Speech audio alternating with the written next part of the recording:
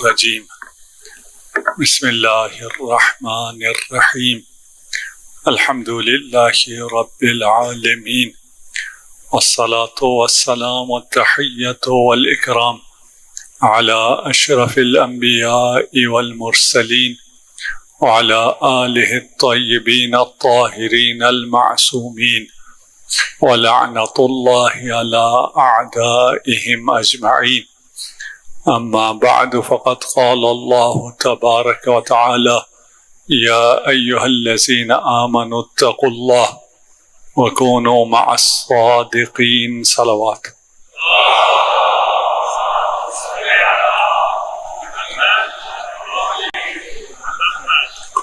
الحمدللہ نفس سے روح تک کے سفر میں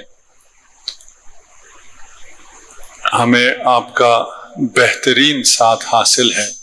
اس سفر میں مشکلات تو رہیں گی، اور جو ایک مسئلہ ہمیں درپیش ہے انسانوں کو وہ یہ ہے کہ وہ اس دنیا میں آرام کی تلاش میں رہتا ہے، عیش کی تلاش میں رہتا ہے، نوش کی تلاش میں رہتا ہے، جبکہ یہ زندگی آرام کے لیے خدا نے بنائی ہی نہیں ہے.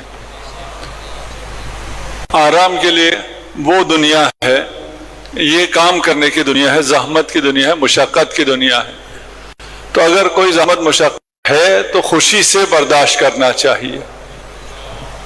اِنَّكَ قَادِحٌ إِلَىٰ رَبِّكَ قَدْحًا، تو پر مشقت زندگی کے لیے پیدا ہوا ہے. تو یہاں آرام تلاش نہ کر، جہاں آرام کے لیے بنایا گیا ہے وہاں کا آرام تلاش کر. اتنی سی بات سمجھ میں آ جائے تو یہاں بھی بہت آرام ملے گا. الا بذکر اللہ تطمئن القلوب، یہ اطمینان قلب کا اس کا مطلب بھی نہیں کہ آزمائشیں ختم ہوں گی، نہیں، آزمائشیں ختم نہیں ہوں گی. آزمائشیں ہو سکتا ہے زیادہ ہو جائے، مشقت ہو سکتا ہے زیادہ ہو جائے. صرف اگر اس نقطے کو ہم نے سمجھ لیا تو ہمارا سفر بڑا آسان ہو جائے گا کہ ہم یہاں آئے کس لیے ہیں، ہماری ترجیحات کیا ہیں، ہمارا ہم و غم کیا ہے. ہم و غم ہی کہتے ہیں نا، آپ کا ہم و غم کیا ہے. اگر آپ کا ہم و غم حیوانی ہے ذرا لسٹ کر لیجئے گا، ابھی بھی اپنے ذہن میں لسٹ کر سکتے ہیں. میرا ہم و غم کیا ہے؟ کھانا، روزگار، گھر، اولاد، رزق. یہ حیوان کی بھی ہم و غم یہی ہے. آپ میں، مجھ میں، آپ کی بات نہیں کر رہا، مجھ میں اور حیوان میں کیا فرق ہوا؟ اس کا بھی یہی درد ہے، میرا بھی یہی درد ہے. اس کا بھی یہی غم ہے، میرا بھی یہی غم ہے. اس کا بھی یہی ہم ہے، میرا بھی یہی ہم ہے. سب سے پہلے ہمیں بیٹھ کے پھر ایسے ہم و غم بنانے پڑیں گے، اپنے ایسے اہداف اور ٹارگٹ بنانے پڑیں گے جو حیوان کے نہ ہوں، تو جا کے ہم انسان کہلائیں گے. پھر اگر کوئی ایسی چیزیں ہیں، ایسے ٹارگٹس ہیں تو اسے اچیو کرنے کے لیے کچھ زحمتیں بھی ہوں گی تو برداشت کر لیں گے. یہ نہیں کہیں گے ادھر زحمت ہے اس لیے اس راستے پہ نہیں جاتا. آپشن نہیں ہے، یہ آپ کے لیے آپشنل نہیں ہے کہ آپ اس راستے پہ جانا چاہتے ہیں یا نہیں جانا چاہتے ہیں. اگر آپ رئیس زیادہ نہیں ہیں تو آپ کام تو کرنا ہے، زندگی گزارنے کے لیے کچھ تو کرنا ہی ہے. بغیر کچھ کیے، بغیر کوئی کام کیے، بغیر کسی روزگار کے زندگی تو نہیں گزرتی. یہ آپشن نہیں ہے، یہ ضرورت ہے. تو آپ کو اپنی پرائرٹیز کو سیٹ کرنا ہے. ایک مثال دیتا ہوں، آپ کے لیے بہت حد تک واضح ہو جائے گا. ابھی آپ مجلس کے لیے تشریف لانے کے لیے گھر سے نکلے. آپ کی مثال نہیں دیتا، اپنے لیے مثال دیتا ہوں. میں مجلس میں آنے کے لیے گھر سے نکلا. مجلس میں پڑھنی نہیں ہے آپ کی طرح، میں نے آ کے مجلس میں شرکت کرنی. گھر میں اترا، نیچے آیا، دیکھا گاڑی نہیں ہے، گاڑی چوری ہو گئی ہے. اب میں یا آپ کیا کریں گے؟ گاڑی چوری ہو گئی بھائی، کیا کریں گے؟ تھانے جائیں گے, رپورٹ درج کرائیں گے, فون میں دیکھیں گے پولیس والے کس کا نمبر ہے میرے پاس. مجلس چلے جائیں گے نا بعد میں, گاڑی گم ہو گئی ہے بھائی, میں تھانے پہنچوں گا, امام بارگاہ نہیں جاؤں گا. کیوں؟ گاڑی گم ہوئی ہے نا. مثال بدل دیتے ہیں, آپ اتریں, خدا نہ کرے بچہ زخمی ہو گیا, گر گیا ہے, خون بہ رہا ہے, اس کو ہاسپٹل لے کے جانا ہے. نیچے اترے, گاڑی گم ہو گئی ہے, گاڑی چوری ہو گئی ہے, کیا کریں گے؟ پولیس تھانہ جائیں گے؟ نہیں جائیں گے. وہی گاڑی تھی, پرائرٹیز چینج ہو گئی ہے نا. اب سیدھا ہاسپٹل جائیں گے, کہیں گاڑی ملتی رہے گی. گاڑی کی کوئی پرواہ نہیں ہے, اس کی ثانوی حیثیت ہو جائے گی. انسان کی زندگی کی اگر پرائرٹیز طے ہو جائیں تو اس کے سارے مسائل حل ہیں. اگر اس کے بچے کا علاج ہو گیا, بر وقت وہ ہاسپٹل پہنچ گیا, اپنے بچے کو بچا لیا اس نے, اسے ذرا برابر بھی غم نہیں ہوگا کہ کیوں میں گاڑی کو رپورٹ کرائے بغیر ہاسپٹل کیوں آ گیا. تو ہم مجلس چھوڑ کے تھانے سارے کیوں پہنچ گئے تھے؟ سب نے اپنے اپنے ذہن میں جواب دیا تھا نا. ہم مجلس چھوڑ کے تھانے کیوں پہنچے تھے؟ اس لیے کہ ہمارے حساب سے مجلس سے تھانہ یا مجلس سے گاڑی زیادہ اہم تھی. ادھر کیا مل رہا ہے؟ مل جائے گا نا, اگلی دن مجلس میں چلے جائیں گے. یہاں جو کچھ ملتا ہے وہ آپ کو 1000 اولاد بھی نہیں دے سکتی ہے. لیکن انسان اگر اسے درک کرے, آپ کی خوشی اور آپ کا غم یہی ترجیحات ڈیفائن کرتے ہیں. آپ کا کوئی کھلونا ٹوٹ گیا, ٹھیک, آپ کو بابا نے, آپ کے بابا کون ہیں؟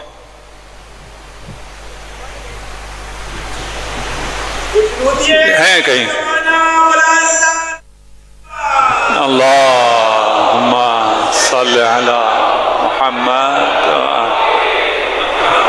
ان کو ان کے بابا نے گاڑی لے کے دی تھی, کار لے کے دی تھی, اس کا ٹائر ٹوٹ گیا, بچہ بیٹھ کے رو رہا ہے. باپ کو کیا ہے؟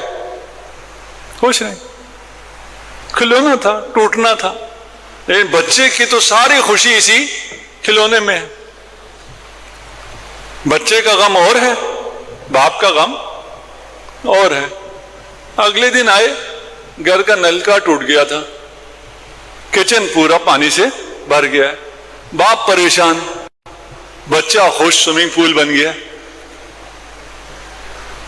دیکھیں, ترجیحات الگ ہونے سے ایک ہی چیز, ایک کے لیے غم ہے, ایک کے لیے خوشی ہے.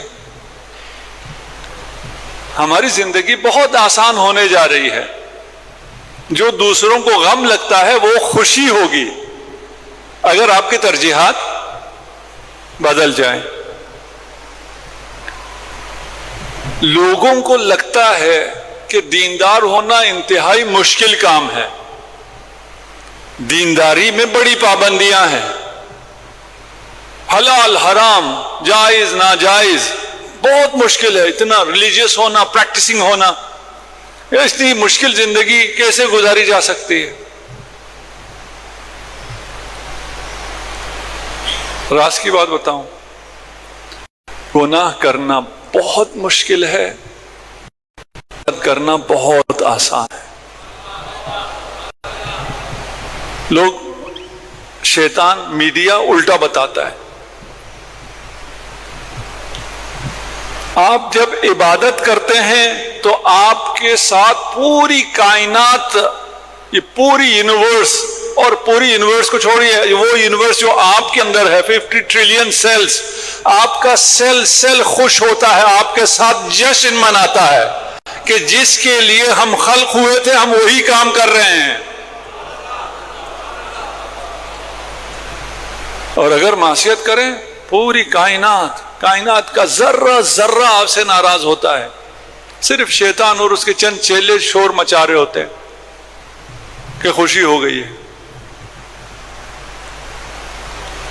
آپ آزاداری میں آتے ہیں, ابھی گرمیاں بھی الحمدللہ بہت ہیں. عاشور کے دن اللہ کرے موسم اچھا ہو, ہمیں کیا فرق پڑتا ہے جیسا بھی موسم. تیز دھوپ نکلی ہوئی ہے, آپ اتنی تیز دھوپ میں صبح سے شام تک دھوپ میں کھڑے ہو کے ماتم کریں گے, جو دیکھ رہا ہوگا وہ کیا سمجھے گا؟ کتنی مشکل میں ہے, اتنی دھوپ میں کتنا مشکل کام کر رہا ہے, اور دھوپ میں کھڑے ہو کے پھر وہ ماتم بھی کر رہا ہے, اپنا سینہ زخمی بھی کر رہا ہے, گریہ بھی کر رہا ہے. لیکن آپ جو اس دھوپ میں کھڑے ماتم کر رہے ہیں, آپ کو کوئی مشکل فیل ہو رہی ہے؟ آپ ہاتھ سینے پہ پڑ رہا ہے, سینے سے خون بھی نکل رہا ہے, سینہ زخمی بھی ہو رہا ہے, آپ کو درد ہوتا ہے؟ نہیں ہوتا. کیوں؟ اس لیے کہ جب آپ جلوس میں ہوتے ہیں ظاہر یہ ہے کہ آپ دھوپ میں ہیں, حقیقت یہ ہے کہ جنت کے درخت آپ پر سایہ کیے ہوئے ہوتے ہیں.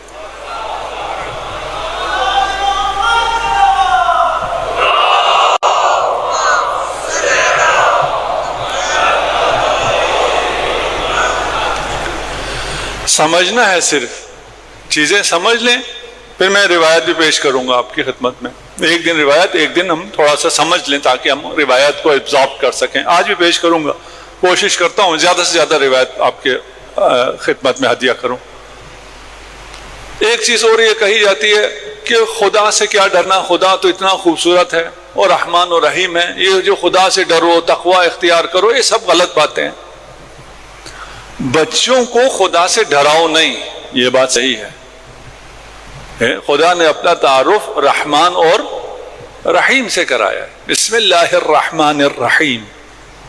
لیکن خدا کا خوف ضروری ہے. خدا کا خوف اگر نہ ہو تو یہ زندگی آسان نہیں ہوگی, یہ زندگی عبادت پر نہیں گزرے گی, یہ زندگی دینداری پر نہیں ہوگی.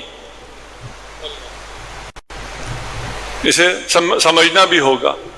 ویسے تو ہم نے سمجھا ہوا ہے, شیطان اپنے اولیاء کو ڈراتا ہے, آپ کو ڈراتا ہے کہ اگر تم ریلیجیس ہوگے تو باقی لوگ تمہارا مذاق اڑائیں گے. آپ ڈر جاتے ہیں. اگر میں نے پراپر حجاب کیا تو پھر باقی سب مجھے ٹیز کریں گے, تنگ کریں گے, ہوٹ کریں گے, پتہ نہیں کیا کیا کریں گے. پھر شیطان ڈراتا ہے, اور شیطان کے ڈراوے میں آنے پہ کوئی نہیں کہتا یہ شیطان کی حیثیت کیا ہے, یہ کر کیا سکتا ہے, ہمارا بگاڑ کیا سکتا ہے, اس سے کیوں ڈرتے ہو, اس سے تو نہیں ڈرنا چاہیے. یہ ہمیں کوئی بھی نہیں کہتا. کیا کہتے ہیں؟ خدا سے نہیں ڈرنا چاہیے. اتنا خوبصورت خدا, اتنا رحمان, اتنا رحیم خدا, اس سے ڈرتے ہو؟ ڈرنا چاہیے. محبت خدا سے وہ الگ بات ہے, اس پہ ہم نے بہت گفتگو کی ہے. حب اللہ, اس پہ خود بھی محنت کریں, پڑھیں, احادیث حاصل کریں. ابھی بہت آسان ہو گیا ہے. ابھی آج کل کے اس دور میں میرا نہیں خیال, بچوں کے سے زیادہ کہہ رہا ہوں, ہم لوگ تو اپنی عمر کر چکے ہیں, آپ اے آئی کے بغیر زندگی نہیں کر سکتے. آئندہ جو چیز ہم آپ کو پڑھا رہے ہیں, ہمارے بھی 80 سے زیادہ اسکول کالجز ہیں, ہم بھی پڑھا رہے ہیں, لیکن ہم اپنے اسکولوں کی بات کرتے ہیں. ریلیجیس جو یہ ادارے ہیں اس کے علاوہ بھی ہم جو آپ کو پڑھا رہے ہیں وہ آپ کے زمانے کے حساب سے نہیں پڑھا رہے. یہ جو چیزیں ہمیں رٹا دی جاتی تھی اور ہمیں اس کا فائدہ ہوتا تھا, جب تک ہم یہ چیزیں یاد نہ ہو ہم کچھ نہیں کر سکتے تھے. اب ان میں سے کسی چیز کو یاد رکھنے کی ضرورت ہی نہیں ہے. ابھی سیکھنا آ جائے کافی ہے, اعتماد آ جائے کافی ہے. اپنے بچوں کو سیکھنے کی جو تڑپ ہوتی ہے ایک بچے میں, ہر بچے میں ہوتی ہے, اسے ختم نہ کرو. ہم لوگ اتنے برے طریقے سے سکھاتے ہیں کہ وہ جو سیکھنے سے فطرتاً انسان کو محبت ہوتی ہے وہ محبت بھی ختم ہو جاتی ہے. یہ پنکھا اس مائک پہ نہ لگائیں, تھوڑا سا اس طرف کر دیں. ایکو بھی ہے, پنکھا بھی آ رہا ہے. ایکو کو تو ہم کچھ نہیں کر سکتے, ڈوم ہے. نعرے تکبیر, نعرے رسالت.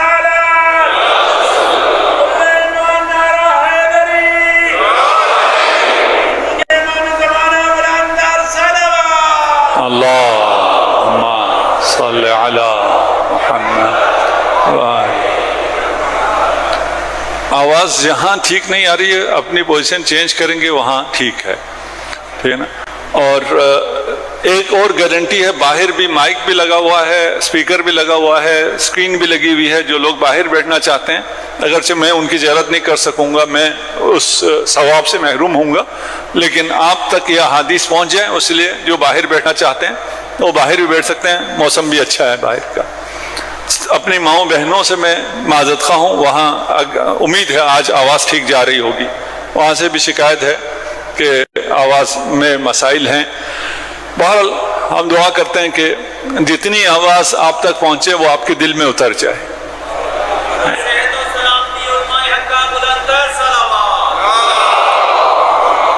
صلی علی خوف لذت بخش بھی ہوتا ہے. خوف اور لذت, تھوڑا سوچیں, خوف میں لذت ہو سکتی ہے. آپ کو اگر بلندی سے گرایا جائے خوف ہے, آپ بلندی سے گرنا نہیں چاہتے. ہوا میں آپ کو تیز گھمایا جائے آپ گھومنا نہیں چاہتے, اس لیے کہ ڈر لگتا ہے. اگر اسی کو کنٹرول کر کے اس خوف کو لذت میں تبدیل کیا جائے تو آپ پیسے دے کر رولر کوسٹر میں بیٹھتے ہیں. یہی خوف لذت میں تبدیل ہو گیا. کیوں؟ اس لیے کہ خوف کو کنٹرول کیا ہے. خوف چاہیے آپ کو, خوف سے لذت آتی ہے اگر خوف کو کنٹرول کیا جائے. اب کیوں ہمیں خوف خدا چاہیے؟ میں آج کل آسان ہو گئی ہے مثال مجھے سمجھانے کے لیے, جو پچھلی جنگ ہوئی ہے اس کے نتیجے میں. اگر یہاں بینکر بنے ہوئے ہوں اور میں آپ کو بینکر میں لے جاؤں کہ چلیں جی بینکر میں چلیں, اول تو آپ آئیں گے نہیں, آئیں گے تو 10-15 منٹ 20 منٹ بعد آپ گلا کرنا شروع کریں گے. میں اچھا خاصا اوپر مسجد میں بیٹھا تھا, ہوا وہاں اچھی تھی, تو آسمان نظر آ رہا تھا, موسم بھی بہت اچھا تھا. یہ کیا تم مجھے بینکر میں لے آئے ہو؟ میں تمہاری وجہ سے یہاں بیٹھا ہوں. احسان بھی جتانا شروع کر دیں گے. کیوں؟ اس لیے کہ بینکر آپشن ہے. آپ چاہیں تو بینکر میں جائیں, چاہیں تو نہ جائیں. اور اگر آپ اس دنیا کے محفوظ ترین ملک میں ہوں ان کے اپنے خیال سے, آپ وہاں نہیں ہوں گے, اور انشاءاللہ آپ ہوں گے جب وہ آزاد ہو جائے گا, وہاں ہوں اور آپ کو سائرن پہ پتا چلے خیبر شکن آ رہا ہے, اب کسی کو التماس کرنا پڑے گا کہ بینکر میں جاؤ. وہ بھاگے جائیں گے, جاتے ہوئے لڑیں گے, ایک دوسرے کو کاٹیں گے, ماریں گے, اور بینکر میں جا کے گھس جائیں گے. کیوں؟ خوف. بینکر میں جانا ضرورت ہے, آپشن نہیں ہے. اگر بینکر میں جانا آپشن ہو, اول تو نہیں جائیں گے, اگر جائیں گے بھی تو تھوڑی دیر میں نکل آئیں گے. دین آپشن نہیں ہے, دین ضرورت ہے. اس ضرورت کا احساس کب ہوگا؟ جب دل میں خوف خدا ہوگا. یہ خوف مزے کا خوف ہے, یہ بینکر تاریخ نہیں ہے. دین کوئی تاریخ بینکر نہیں ہے. میں نے تو مثال اس وار کی وجہ سے سب کے ذہن میں ہے اس لیے اس کی دی ہے. دین کسے کہتے ہیں؟ اگر آپ کے پاس دنیا کی ساری نعمتیں آپ کو دے دی جائیں, جو آپ کی آرزو ہے سب دیا جائے, لیکن آپ کو ایک کمرے میں بند کر کے دیا جائے اور اس میں خوب اندھیرا ہو اور آپ کو کوئی پتہ نہ چلتا ہو کب سورج نکل رہا ہے, کب سورج غروب ہو رہا ہے, کب دن ہو رہا ہے, کب رات, کب بارش ہے, کب گرمی ہے, کچھ پتہ نہیں چل رہا. آپ ایک اندھیرے کمرے میں, لیکن آپ کی آسائش کی ساری چیزیں وہاں ہیں. کتنی دیر زندگی کر سکیں گے اس میں؟ انسان اس میں زندگی نہیں کر سکتا. تاریکی ہے, پتہ نہیں ہے کہاں ہوں, پتہ نہیں ہے ابھی کیا وقت ہوا ہے, پتہ نہیں ہے کہاں جا رہا ہوں, پتہ نہیں ہے. نہیں, انسان زندگی کر سکتا ہی نہیں ہے. اس کی بنیادی ضرورت کیا ہے؟ اسے جو مرضی لا کے دے دیں, جتنے اچھے پھل لا کے دے دیں, جتنے اچھے پکوان لا کے دے دیں, اس کی بنیادی ضرورت کیا ہے؟ پہلی ضرورت کیا ہے؟ ایک کھڑکی. بھائی یہاں ایک کھڑکی بناؤ جہاں سے روشنی آئے، مجھے پتہ چلے میں کہاں ہوں، ہو کیا رہا ہے، مجھے کھڑکی چاہیے۔ آپ کی زندگی کی یہ کھڑکی دین ہے۔ اگر یہ دین نہیں ہے تو آپ مطلق اندھیرے میں، کوئی پتہ نہیں کہاں سے آیا ہوں، کہاں جا رہا ہوں، کہاں ہوں، کیا کر رہا ہوں، کیسے ہوں، کچھ پتہ نہیں ہے، اندھیرے میں ہوں۔ اس اندھیرے میں انسان زندگی کر سکتا ہی نہیں ہے۔ کر رہے نہیں کر رہے، بغیر دین کے کر رہے نہیں کر رہے، کر رہے۔ اندھیرے میں صرف ایک صورت میں زندگی کر سکتے ہیں آپ غافل ہوں۔ آپ اسی کمرے میں، جو میں نے آپ کو مثال دی ہے، جتنی دیر آپ کو نیند، آپ نیند میں ہو، آپ کو کوئی پرواہ نہیں ہے، کھڑکی ہو یا نہ ہو، کیا فرق پڑتا ہے سوئے ہوئے آدمی کو۔ غافل آدمی یہ زندگی گزار سکتا ہے، بیدار آدمی ایسی زندگی، بے دینی کی زندگی نہیں گزار سکتا، ممکن نہیں ہے۔ اس کی فطری ضرورت ہے، اسے ان سوالوں کا جواب چاہیے کہ میں کہاں ہوں، کب سورج طلوع کر رہا ہے، کب سورج غروب کر رہا ہے، اسے چاہیے۔ دنیا میں کیا ہو رہا ہے، جہاں میں ہوں وہاں کیا ہو رہا ہے، یہ علم اسے چاہیے۔ اس کے بغیر یہ زندگی نہیں کر سکتا۔ صلوات پڑھ دیجیے محمد و آل محمد۔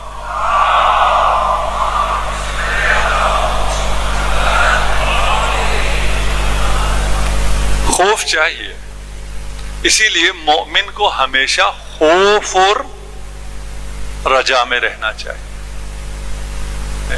کچھ آتے ہیں ہمارے پاس کہ مولانا ایسا کر دیجئے کہ خوف ختم ہو جائے۔ خوف ختم ہونے کے لیے نہیں ہے، یہ انتہائی خوبصورت خوف ہے۔ یہ خوف آپ کو چاہیے۔ جس دن آپ کو احساس ہو جائے کہ خوف نہیں ہے، اس دن سے آپ گناہ کرنا شروع کر دیں۔ انسان گناہ تب ہی کرتا ہے جب اس کے دل میں خوف باقی نہ رہے۔ یہ کچھ بچے بیٹھے ہیں، جب یہ پہلے دن اسکول آپ انہیں لے کے گئے، پہلے دن کیا کیا انہوں نے آپ کی انگلی نہیں چھوڑی، میں نے نہیں جانا، آپ بھی میرے ساتھ چلو، اندر آؤ اور آ کے کلاس میں بیٹھو۔ کیوں؟ خوف ہے۔ آپ کے ساتھ وہ امن میں ہے، وہاں سٹرینجرز ہیں، سارے اجنبی ہیں، ان پہ اس کو اعتماد نہیں ہے، خوف ہے۔ اس خوف کی وجہ سے وہ آپ کے ساتھ رہنا چاہتا ہے۔ ایک دن، دو دن، بچے مختلف ہوتے ہیں، آپ کو انگلی تھما کے لے جائے گا، بعد میں کہے گا اب کلاس میں نہیں آنا، اسکول میں باہر تھوڑی دیر کھڑے رہنا۔ آپ بھی کہتے ہیں بیٹا میں ہوں، اور چلے آتے ہیں۔ کچھ عرصے کے بعد اگر آپ بچے کو جلدی لینے چلے جائیں تو ناراض ہوتا ہے، آپ جلدی کیوں آتے ہیں، باقی تو دیر سے آتے ہیں، ہم کھیل رہے تھے ابھی۔ کیوں؟ خوف ختم ہو گیا۔ اگر انسان کو خدا کا خوف ختم ہو جائے، اور اس بچے کی طرح جس طرح یہ مانوس ہو جاتا ہے اپنے اسکول سے، اپنے ٹیچر سے، اپنے اطراف کے لوگوں سے، یہ انسان دنیا سے مانوس ہو گیا، وہیں سے خطرہ شروع ہو گیا۔ خوف ہمیشہ رہنا چاہیے، اور خدا اس خوف کو باقی رکھتا ہے۔ موت اسی لیے سب کے سر پہ ہے۔ اور یہ جو اسرائیلی تھے، یہ ساری دنیا سے اسرائیل کیوں جمع ہوئے تھے؟ ان کے حساب سے یہ دنیا کی سب سے پرامن جگہ تھی، اس سے زیادہ محفوظ جگہ دنیا میں کوئی نہیں تھی۔ یہاں کوئی میزائل، کوئی حملہ، کوئی جہاز اس طرح آ سکتا ہی نہیں تھا۔ لیکن اگر جب خدا نے ارادہ کیا تو یہ محفوظ ترین جگہ ان کے لیے جہنم میں تبدیل ہو گئی۔ خدا آپ جہاں جس جگہ امن محسوس کریں، اسی جگہ سے آپ کو ناامن کر دے گا۔ جب انسان اپنے آپ کو دیکھتا ہے کہ میں اب محفوظ ہوں، مجھے کوئی کچھ نہیں کر سکتا ہے، پھر وہ معصیت کرنا شروع کر دیتا ہے۔ سب کو پتا ہے کہ حرام کھانا نقصان ہے، اچھا یہ کیمرے لگے ہوئے، کیمرے جب لگے ہوتے ہیں تو کوئی حرام نہیں کھاتا، یعنی چوری نہیں کرتا، کیوں؟ اس لیے پتا ہے کہ اگر چوری کریں گے تو پکڑے جائیں گے، تو اس چوری کا کیا فائدہ؟ میں ایک ٹافی اٹھا کے کھاؤں اور اس کے بعد مجھے سزا ہو جائے یا جرمانہ دینا پڑے۔ ہمارے ایک ایتھسٹ پروفیسر تھے، کہیں میں باہر پڑھتا تھا، تو اس سے ایک دن میں نے پوچھا کہ اگر کوئی چیز پڑی ہے چوری کرو گے؟ نہیں، میں کیمرہ نہیں لگا ہوا۔ کہتے نہیں کروں گا۔ میں نے کیوں نہیں کرو گے؟ اس لیے کہ نہیں کرنی چاہیے چوری۔ کیوں نہیں کرنی چاہیے؟ خدا تو نہیں ہے نا، کیمرہ بھی نہیں ہے، سزا بھی نہیں ہوگی۔ اب کوئی چیز بڑی اٹھاؤ گے نہیں اٹھاؤ گے؟ کہتا نہیں اٹھاؤں گے۔ بڑے بیوقوف ہو بھائی، کیوں نہیں اٹھاؤ گے؟ کہتا سچ بولوں تو اٹھا لوں گا۔ اگر خدا نہیں ہے تو اٹھائے گا نا، کیوں نہیں اٹھائے گا؟ کیمرہ لگا ہوا ہے، میں نہیں اٹھاتا۔ کیمرے میں کوئی دیکھ رہا ہے، کوئی پتہ نہیں۔ بہت سے تو ڈمی کیمرے ہوتے ہیں، ڈمی کے علاوہ بہت سے کیمرے ویسے ہی خراب ہوتے ہیں۔ ہمارے یہاں تو ویسے ہی اکثر خراب ہی ہوتے ہیں۔ لگے ہوئے بھی کیمرے ٹھیک ہیں، جو اس پہ بیٹھ کے دیکھ رہا ہے وہ سو رہا ہے۔ آج کل تو یہ گیجٹ مل گئے نا، موبائل، آپ جتنے گارڈ بٹھا دیں وہ بیٹھ کے اپنی کوئی ریل دیکھ رہے ہوتے ہیں۔ لگے ہوئے کیمرے، لگے ہوئے کنٹرول روم، اب ان کے اوپر بھی ایک کیمرہ لگا کے آپ بیٹھ کے اس کو دیکھتے رہیں، یہ کیمرہ دیکھتا ہے نہیں دیکھتا۔ اس کے باوجود اگر کیمرہ لگا ہوا ہے آپ معصیت نہیں کرتے، آپ معصوم ہو جاتے ہیں۔ ہم سب کا ایمان ہے خدا دیکھ رہا ہے، ہر چیز ریکارڈ ہو رہی ہے۔ یہ نہیں ہے کہ وہ نہیں دیکھے گا، لائن خراب ہو گئی ہے، کیمرہ اڑ جائے گا، ریکارڈنگ اڑ جائے گی، ڈی وی آر کوئی اٹھا کے لے جائے گا، کچھ نہیں۔ اور پھر یہ ریکارڈنگ سب کے سامنے دکھائی بھی جائے گی۔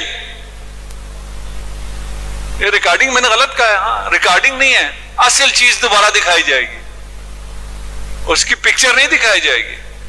آپ کا عمل اس کائنات میں محفوظ ہو رہا ہے، اس کی ریکارڈنگ محفوظ نہیں ہو رہی ہے۔ یہ آیات روایات ہیں، ابھی میرا موضوع یہ نہیں ہے، اس پہ کبھی گفتگو کی بھی ہے۔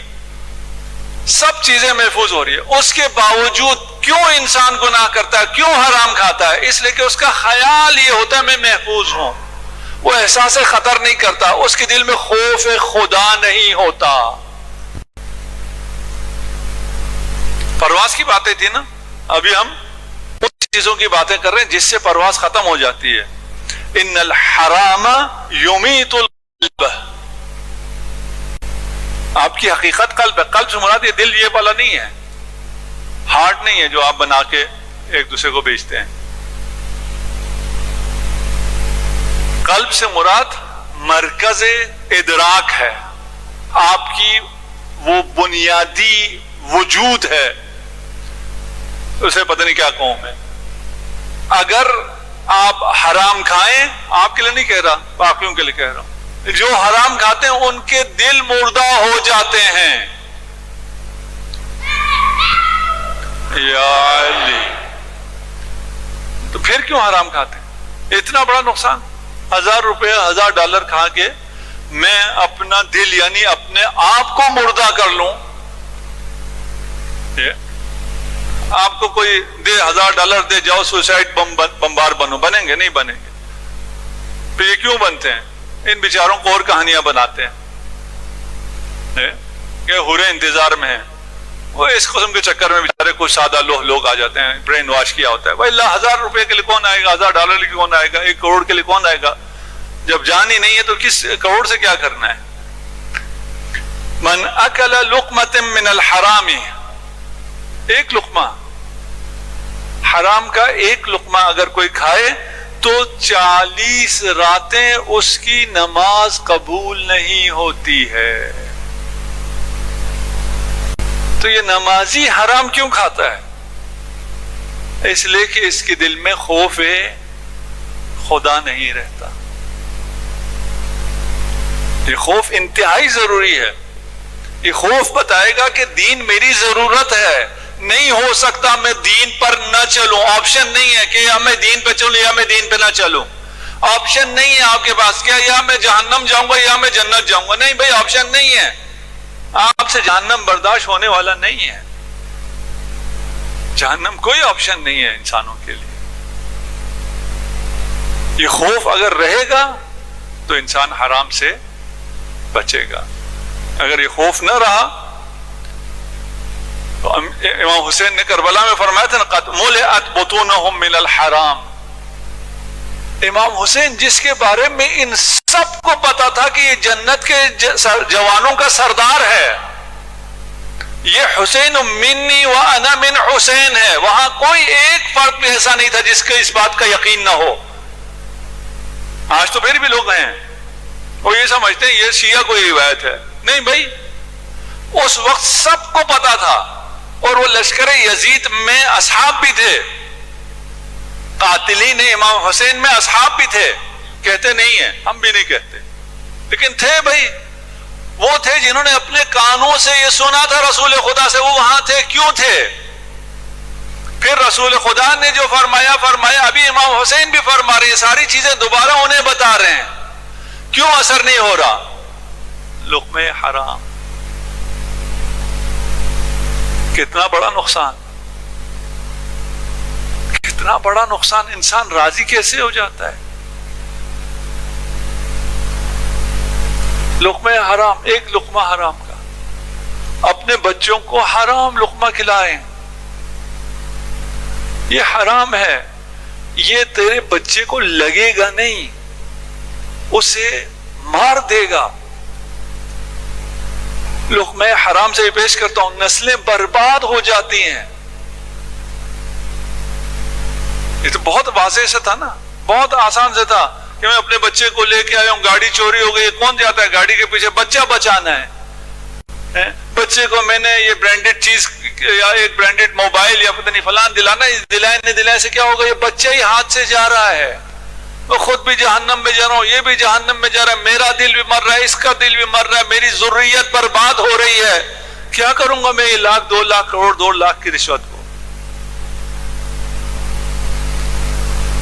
عبادت من اکل الحرام کالبناء علی الرمل.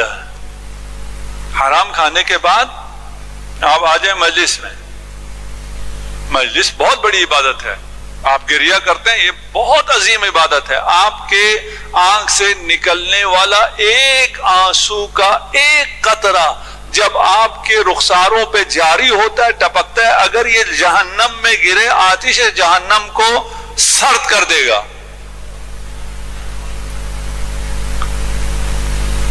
لیکن اگر حرام کھایا ہوا ہو تو اب یہ آنسو کا قطرہ کیا کرے گا؟ کچھ بھی. اس لیے کہ لشکر اعداء میں جتنے لوگ تھے سب گریہ کر رہے تھے. گریہ انہوں نے بھی کیا ہے, لیکن اس گریہ کی کوئی قیمت نہیں ہے. الحرام لا یمنع وانما لا یبارک. ایک تو حرام پھلتا پھولتا نہیں ہے. آپ کہیں گے بہت سے ہم نے حرام خوروں کو دیکھا ہے, وہ تو بڑے خود بھی پھلتے پھولتے ہیں اور ان کی جائیدادیں بھی بہت پھلتی پھولتی ہیں. اگر پھل پھول گئی تو مبارک نہیں ہوگا, اس میں برکت نہیں ہوگی.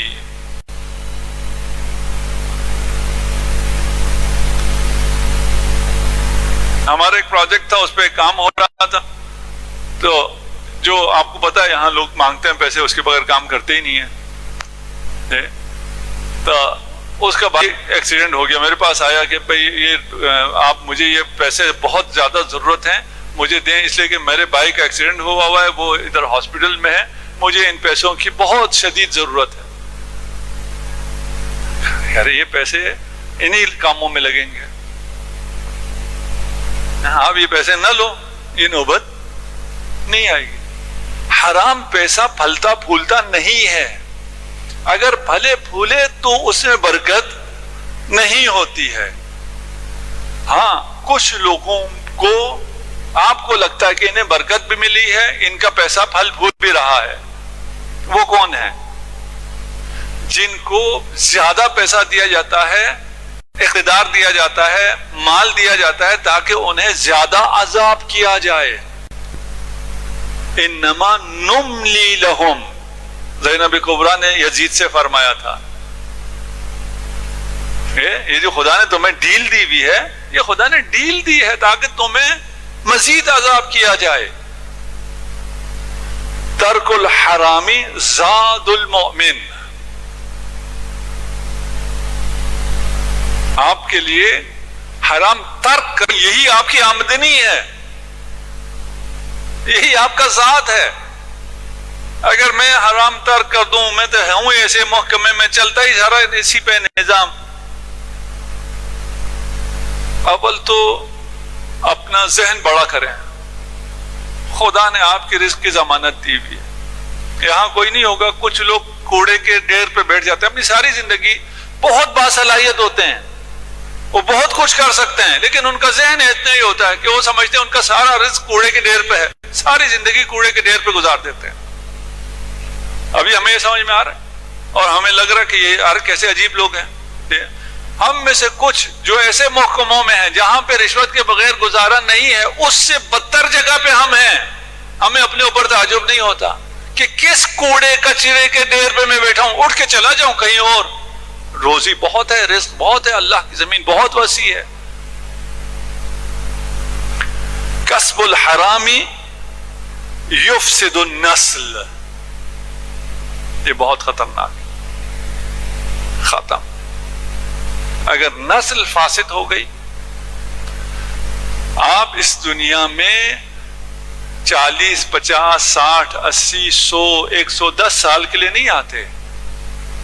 آپ کی زندگی بہت طولانی ہے، آپ کی یہ مختصر سی زندگی نہیں ہے. اس زندگی کے بعد اگر آپ اچھی نسل چھوڑ کے جاتے ہیں، اولاد صالح چھوڑ کے جاتے ہیں، وہ جتنے اعمال کریں گے، ان کی تربیت سے جتنے لوگ عمل کریں گے، ان سب کا ثواب آپ کو پہنچتا رہے گا. یعنی آپ زندہ رہیں گے. آپ کی عمر 100 سال کی نہیں ہے. مومن اس دنیا میں مرنے کے لیے نہیں آتا ہے. مومن اس دنیا میں آ کے مر کے نہیں جاتا ہے. والد معظم خدا ان کے درجات بلند فرمائے زندہ ہیں، ان کی فائل کھلی ہوئی ہے. یہ سارے پروجیکٹ، یہ سارے فقراء، یہ ایتام، یہ سارے جن سے ان تک فیض پہنچ رہا ہے، اور جب تک پہنچتا رہے گا ان کا ثواب انہیں ملتا رہے گا. اس دنیا سے جانے سے نام عمل بند ہو جائے تو موت ہے، نام عمل چلتا رہے حیات ہے. اگر بچے فاسد ہو جائیں، ہم جب آپشن ہو جائے، 2 آپشن ہیں، ایک اسکول میں بھیجوں ایمان خطرے میں ہے، دوسرے میں بھیجوں تو اس کے گریڈ اچھے نہیں آتے. ذرا انصاف سے فیصلہ کریں کدھر بھیجیں گے اپنے بچے. مولانا دنیا میں تو رہنا ہے، بچے کو اچھی ایجوکیشن تو چاہیے. تو یہ جو باقی چیزیں ہیں، نہیں میرا بیٹا بہت اچھا ہے، میری بیٹی تو اتنی باحیا ہے. بھائی ان جوانوں کو اس مشکل میں مت ڈالو، ان کا اتنا بڑا امتحان نہ لو. ایک صاحب تھے، کہتے ہیں میں اپنے بچے کو کہیں چھوڑ کے آیا ہاسٹل میں، یونیورسٹی میں باہر کینیڈا میں. کہتے ہیں میں اور میری وائف گئے اس کو اس یونیورسٹی میں چھوڑ کے. واپس آتے ہوئے میں نے اپنی وائف سے کہا کہ اس بڑھاپے میں بھی اگر میں اس ماحول میں جاؤں تو محفوظ نہیں رہ سکتا، میرے بیٹے کا تو اللہ ہی حافظ.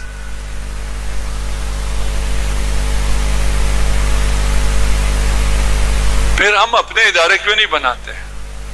ہمیں اپنے ادارے بنانے چاہیے. ہمارے اپنے سکولز، اپنی یونیورسٹیز، اپنے کالجز ہونے چاہیے. اور دنیا کی بہترین یونیورسٹیز آپ کی ہونی چاہیے، دنیا کے بہترین کالجز آپ کے ہونے چاہیے. ابھی 300 ٹاپ یونیورسٹیز میں پاکستان کی ایک یونیورسٹی بھی نہیں ہے. یہ تو نہیں ہو سکتا. آپ جتنے ذہین لوگ کم ہیں دنیا میں، اور جو دنیا کی ٹاپ یونیورسٹیز ہیں ان میں آپ جا کے پڑھتے ہیں، آپ جا کے پڑھاتے ہیں، تب جا کے ان کی رینکنگ اوپر جاتی ہے.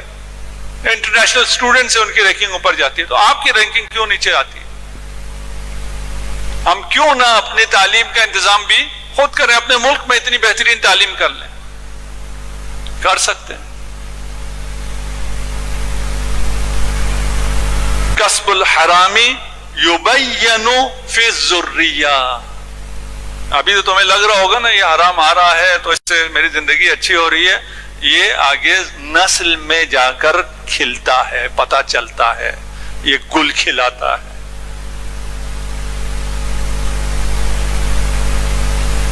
وقت آ گیا، آگے جس طرف میں جانا چاہ رہا ہوں اسی حرام کی مناسبت سے ہے، اور تھوڑا سا میں اشارہ کر دیتا ہوں، اس سفر کے لیے بہت زیادہ ضروری ہے۔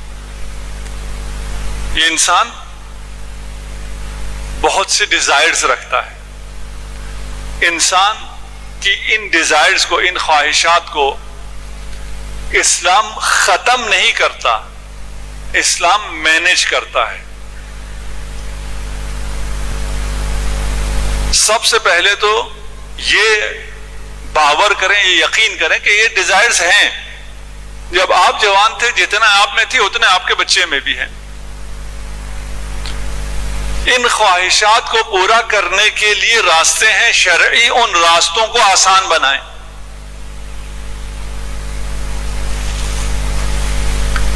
تحریک جنسی کو کم کریں اور اس کے لافل فلفلمنٹ کو آسان بنائیں۔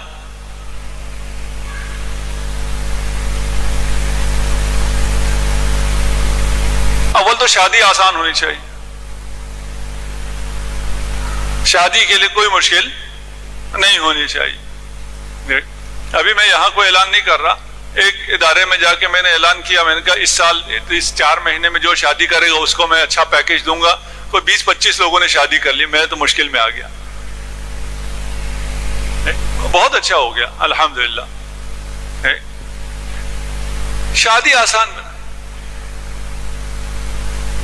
یہ جو رسم ہے، رواج ہیں، فلان، یہ سب فضولیات۔ آپ کے پاس بہترین رول ماڈل ہے جناب سیدہ کی شادی۔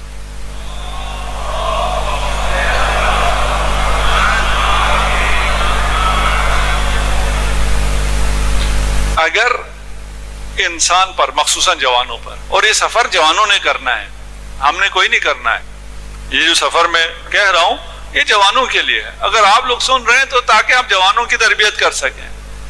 ابھی آپ کے لیے بہت مشکل ہے، ابھی اگر ریس لگانی ہو نا، ہم جوانی میں ہم بھی بھاگا کرتے تھے نا، اب بھاگ سکتے ہیں؟ نہیں بھائی۔ آپ پرواز کر سکتے ہیں؟ نہیں کر سکتے۔ ہاں، اگر کسی نے ایکسرسائز کی ہو تو وہ ابھی بھی کر سکتا ہے، وہ پہنچا ہوا ہے کہیں تو آگے بھی جا سکتا ہے۔ ان جوانوں کے لیے شہوت کا مسئلہ حل کرو، مینیج کرو، آسان کرو، شادی آسان کرو، جلدی عمر میں جیسے ہی بالغ ہو جائے ان کی شادیاں کر دو۔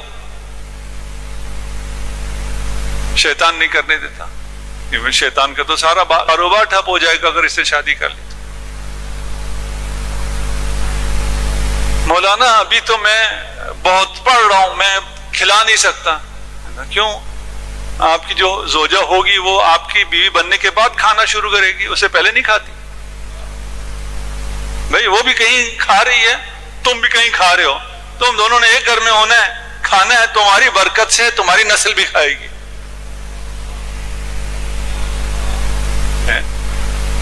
خدا نے نکاح میں یہ وعدہ کیا ہے کہ اگر تم فقیر ہو تو میں تمہیں غنی کر دوں گا۔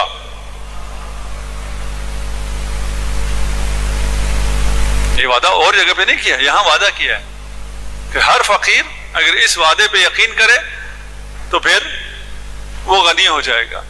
القلب اذا کثر علیہ الہوى عمی عن درک الحق، جب شہوت زیادہ ہو جائے، ہوا و ہوس دل میں زیادہ انگڑائیاں لے تو پھر وہ حق کو نہیں دیکھ سکتا، آنکھیں اس کی حق کو پہچاننے سے اندھی ہو جاتی۔ تو یہ مینیج ہو سکتا ہے، ہم رہبانیت کے قائل نہیں ہیں کہ ہم اس کو مینیج ہی نہ کریں۔ من تزوج فقط احرز نصف دینہ، جو شادی کر لیتا ہے، جوانوں شادی کرو، ابھی ایام عزا ختم ہو، ابھی سے گھر میں تحریک چلاؤ۔ کچھ جوان یوں کر رہے ہیں، ٹھیک ہے، شروع ہو گیا۔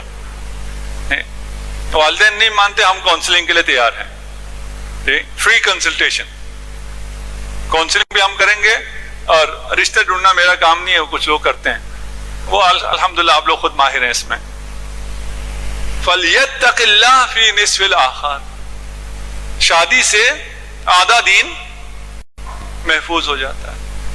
لیکن پھر بھی اللہ سے ڈرنا ہے, دوسرے نصف کے لیے اللہ سے ڈرنا ہے, خوف خدا ختم نہیں ہوگا. ہم سے یہ کہا گیا ہے کیونکہ جو لوگ میٹرو سے آتے ہیں ان کو 10 سے پہلے جانا بھی ہوتا ہے.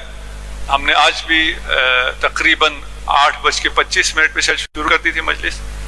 کل ہم کوشش کریں گے 8:20 پہ مجلس شروع کر دیں اور 9:20 پہ مجلس ختم کر دیں, تاکہ جو عزادار میٹرو سے آنا چاہتے ہیں وہ آ سکیں اور آسانی سے جا سکیں.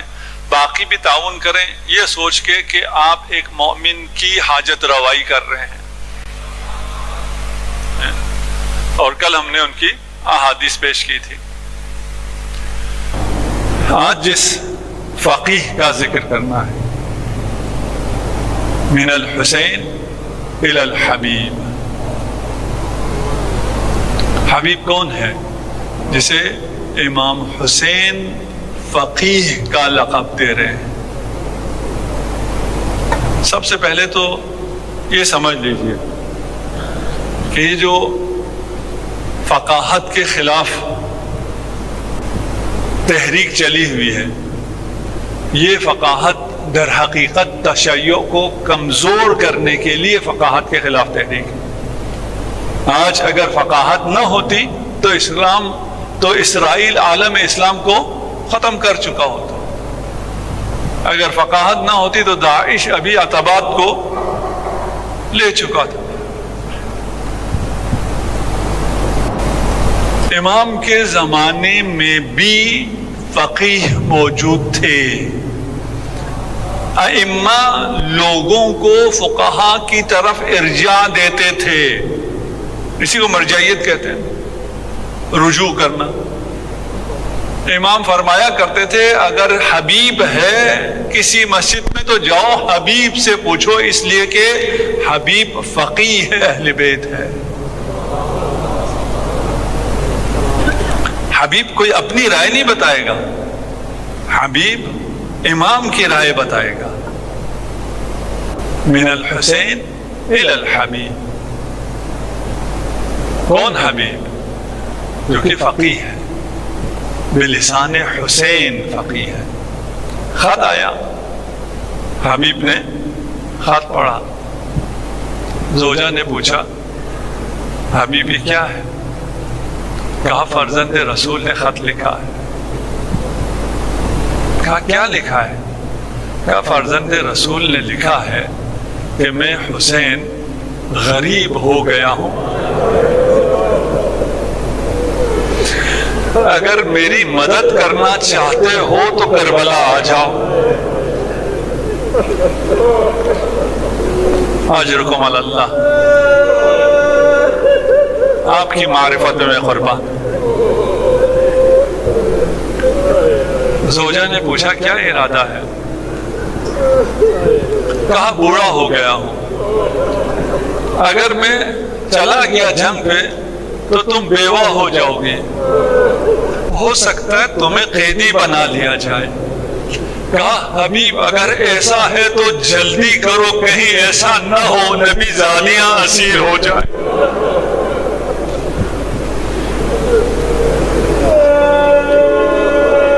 حبیب نے کہا میں آزما رہا تھا. حبیب تیار ہوئے. یہاں کربلا میں حسین نے باقی علم تقسیم کیے, میسرہ کا علم کسی کو نہیں دیا. کہا میسرہ کا علمدار ابھی آ رہا ہے. باقی سارے خیمے نصب ہوئے, ایک خاص خیمہ نصب کرایا اور اسے خالی رکھا. کہا اس خیمے کے لیے ایک شخص آ رہا ہے, کچھ ایسا کرو کہ زمانے کا امام تمہارا انتظار کرے, اور کچھ نہیں کر سکتے, گریہ کرو کہ امام خوش ہو جائے. حبیب نے غلام سے کہا کوفہ کے حالات کچھ اچھے نہیں ہیں, تم گھوڑا لے کر جاؤ فلاں نخلستان میں انتظار کرو، میں آتا ہوں۔ حبیب کو آنے میں دیر ہو گئی، غلام گھوڑے سے کہہ رہا تھا اگر آقا نہ آیا کوئی بات نہیں، میں خود تجھ پر سوار ہو کر حسین کی مدد کو جاؤں گا۔ امام حسین نے اصحاب سے فرمایا استقبال کی تیاری کرو، میرا حبیب آ رہا ہے۔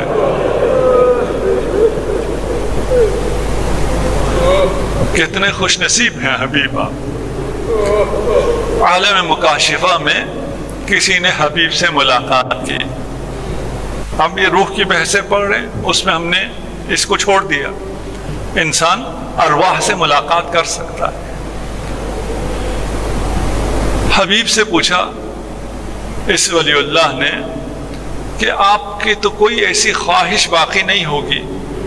آپ نے رسول خدا کو در کیا، آپ نے جناب سیدہ سے احادیث لی، آپ نے امیر المومنین کے رکاب میں جنگ کی، آپ امام حسن مجتبیٰ کے ساتھ رہے، آپ کربلا کے شہداء میں ہیں، میسرہ کے علمدار تھے۔ کوئی ہے ایسی حاجت، کوئی ایسی تمنا رہ گئی ہو دل میں؟ کہا ہاں، مجھ حبیب کی بھی ایک آرزو ہے۔ کہا حبیب وہ کیا ہے؟ کہا میں حسین سے پہلے شہید ہو گیا، حسین کے شہید ہونے کے بعد جو عزادار حسین پر گریہ کرتے ہیں، اس فضیلت سے میں حبیب محروم ہوں۔ حبیب کے لیے آپ گریہ کرنے والے قابل رشک ہیں۔ حبیب آئے، اپنے آپ کو امام حسین کے قدموں میں گرایا،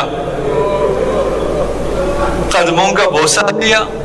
خاک کربلا کی خوشبو جب مشام میں حبیب میں پہنچی تو فرمایا مولا جب صفین میں عمار شہید ہو گئے، میں نے امیر المومنین سے التماس کی کہ دعا کریں میں بھی شہید ہو جاؤں۔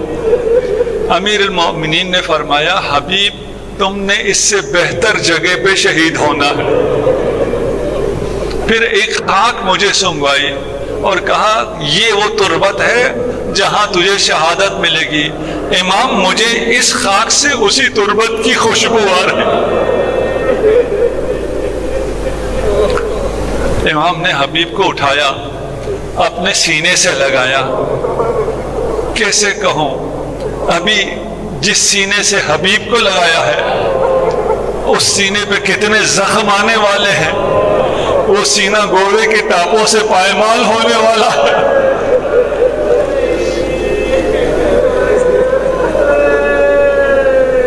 حبیب اپنے خیمے میں تشریف فرما ہے، اتنے میں ایک خوبصورت چاند سا جوان آتا ہے، آ کے پوچھتا ہے ایکم حبیب، تم میں حبیب کون ہے؟ حبیب نے پوچھا یہ کون ہے جو میرا پوچھ رہا ہے؟ ساتھی نے کہا علی اکبر تمہیں تلاش کر۔ جا کے اپنے آپ کو علی اکبر کے قدموں میں گرایا، ہم شکل پیغمبر کی زیارت کی اور پوچھا کہ آپ مجھے کیوں تلاش کر رہے ہیں؟ کہا اب پھوپھی اماں نے زینب بنت امیر المومنین نے تجھے سلام بھیجا ہے۔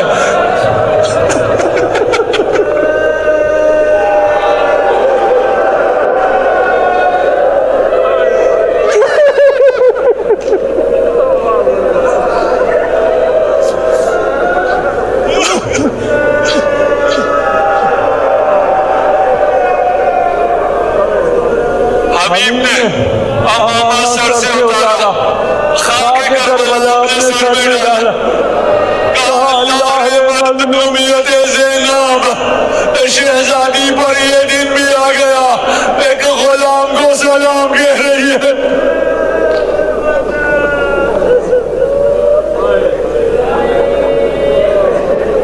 اجر کو مل اللہ،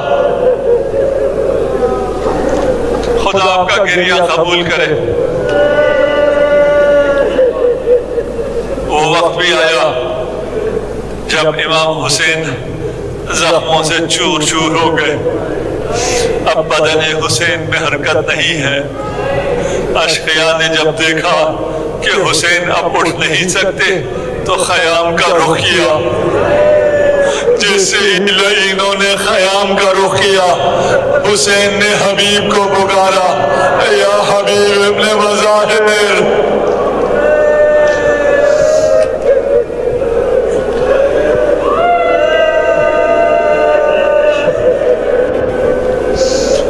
انا للہ و انا الیہ راجعون.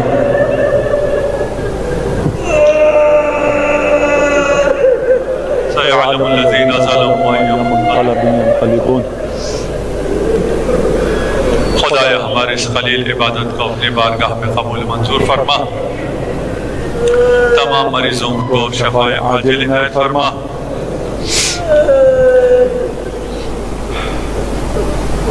علی رضا ولد کرنل ہادی حسین مریض ہیں، خدایا انہیں شفاء عاجل عنایت فرما.